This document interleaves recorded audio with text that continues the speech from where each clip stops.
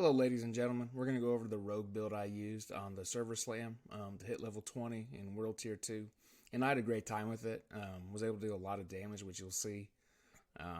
Just a little bit squishy, but other than that it was a great time. So going through the gear real quick, kind of with the druid that I posted earlier. I didn't get a lot of legendaries. I didn't have too much time to play this weekend. I probably played this one a little over 3 hours on the rogue, so I couldn't farm as much gear as I wanted to, but I still had a good time. Still felt pretty powerful. Just a couple issues with survivability. That was it. So let's go through this real quick. The first one is the Ghost Walker Adventurous Boots. Well, unstoppable, and for 4 seconds after, you gain 10% increased movement speed. This is big because we know as a rogue, you have less survivability skills and you're very squishy. So having movement speed to get out of it in a pinch when unstoppable is big. So now then you could dash out. You can go through enemies, set up, lay a trap down, lay cow traps down, and then just reset up. It's a good one to have. My next one I got, this one was one of the few drops I had. This one going through it. Dealing direct damage to enemies affected by your trap skills. So in this build, poison trap and cow traps has up to a 96% chance to make them vulnerable for 3 seconds. This is big because the main point of this build is to use Flurry. It's to make enemies vulnerable, and then through Flurry or Poison Imbuement, dealing mass AoE damage and mowing them down. So this gives you not our basic skills make them vulnerable, but now with Poison Trap and Cow Traps, then we just hit one of them. Now they're vulnerable, and then once we hit one of them that's vulnerable with Flurry, due to one of the skill tree points we pick up, it makes all of them affected vulnerable. So it deals a bunch of damage, which you'll see in the video. So this was a great one to have and a good drop that I got. Just really put a cherry on top of the build on this server slam. So again, we only had one basic drop. Now going on to my dagger. This was kind of the whole point of the build, and this one is a guaranteed drop. It's from one of the dungeons, so every rogue should get this, especially if they're a Flurry build. Flurry damages enemies in a circle around you and deals 8% damage, an increase. The 8% increase is good no matter what, right? That's the whole point of the build is Flurry. But really what makes it shine is that now Flurry affects enemies in a circle. So before, it would just hit enemies in front of you. So now it hits everybody around us and we can deal mass AoE damage. And it's nice that we automatically get it. So I think every Flurry build is going to get this, and they'll get it quite early in the game. I believe I got the aspect at around level 10 or 12, and that was with like about an hour or so playing the game. So it's one that you're going to get very early and really increase your power as a rogue when you're using Flurry. Then moving on to the one ring and amulet that I got. We didn't have as much as the druid for guaranteed aspects, so there's only really two, the Flurry and then this one, the energizing loop. So just the energizing aspect. Damaging elite enemy with a basic skill generates 3 energy. Once I got, now this one, I'm not going to lie, was a pain to get. This is probably where I got discouraged the most, was on the Blood Bishop. That guy wrecked me several times. I finally got him, but it took me a couple times on World Tier 2 to drop him. And that's why I moved to the Druid, was the survivability. But anyway, once I got this, I really didn't have any issues with generating energy, especially on Elite. So I was able to use my skills pretty quickly to generate energy, the basic skills, and then use Flurry to mow people down. So good one to get. I don't know how much of an end game build it will be, if you can generate energy enough without it, but at least leveling, it's very vital, and it was a big power increase once I got it. And then the last one, everybody got it when they completed the main quest for this part, Vigo's Protect an Amulet. To me, I really liked it for the rogue more than the druid, because for the rogue I was doing a bunch of damage with Flurry and poisons, but it was survivability. So getting this was huge just to increase my survivability. When I play rogue on the regular game, I'm going to grab as many defensive legendaries as I can. It's just, maybe it's a playstyle or it's a skill thing. It probably is. But I just felt like I was squishy as hell. So anything that can help my survivability, I'm going to grab, and I highly recommend it too. So those are the items that I got. Again, nothing too special. Nothing groundbreaking. I got some good items, but nothing out of the ordinary. I saw people with a lot better items, but I was able to, other than the Blood Bishop, go through the game pretty smoothly and deal a bunch of damage, which you'll see here in a second. Alright, so going through the skill tree real quick. Our main ability we're grabbing is Puncture. That'll be our main basic ability. This is my favorite one. It's really good, and it seems it's really, really quick too. So it gives you a little bit of range to your build, but also you'll see why we grab it. Enhanced Puncture. Gain 2 energy when puncture damages a crowd-controlled enemy.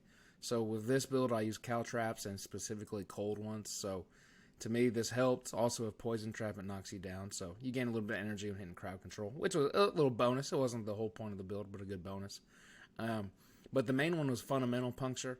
It throws your 3 blades in a spread now instead of just 1. It deals less damage, but hitting the enemy with 2 blades at once makes them vulnerable. So this was the whole point. We're going to hit them with Fundamental Puncture, make 1 enemy vulnerable, and then hit Flurry to make all of them. So again, that's our basic abilities. Then we go down to our core abilities, which is Flurry. Without the Flurry aspect from the dungeon, it only hits in front of you. But because of that, we grabbed it. It hits enemies around us, so it's a big part. But it's a good skill. It stabs and slashes, striking enemies in front of you, and for our case, around us, 4 times each. Then we grab Enhanced Flurry. Each time it damages a crowd controller or vulnerable enemy. Notice, vulnerable, so that's going to be almost every time. You are healed up to 1% of your maximum life, up to 12%. So you get a little bit of health. It helps a little bit with the squishiness, but still, I felt Rogue was very, very squishy. And then the main part was Improved Flurry. If Flurry hits any vulnerable enemy, it will make all enemies vulnerable hit by that cast for 3 seconds. So again, you make 1 vulnerable, hit Flurry, now all of them are. So you're dealing increased damage and getting healing back. So that's the whole point of the build. Moving down, we grab 3 out of 3 on Weapon Mastery. Again, I think every rogue will grab that. We then grab Dash, just as a getaway. It deals a little bit of damage, but I really like to just kind of get out of areas, get out of a bind, and also, too, just moving around on the map. And then we got Caltrops.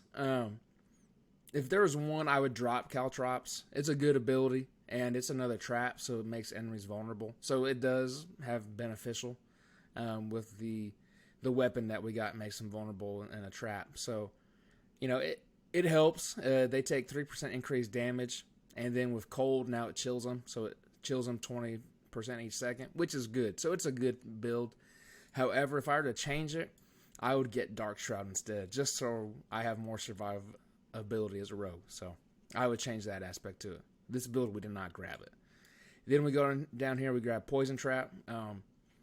Great skill. It does a bunch of poison damage. So use this on bosses, use this on elite enemies. We grab Enhanced Poison Trap, which knocks them down for 1.5 seconds, which is big. And then the Countering Poison Trap. This one's really good, and I noticed myself not using this enough. Like, I'd get the proc on this, and I wouldn't use Poison Imbuement, so that's one thing I would work on it. But it has a 30% chance to reset your imbuement skills, so that's a big part. And then moving down, again, we didn't have that much. We only hit level 20, so we didn't have as many. But Poison Imbuement, really, really good skill. I really liked Poison and Chill. I know a lot of people like Shadow as well, but I really like Poison Imbuement. So I went with it and did a bunch of damage.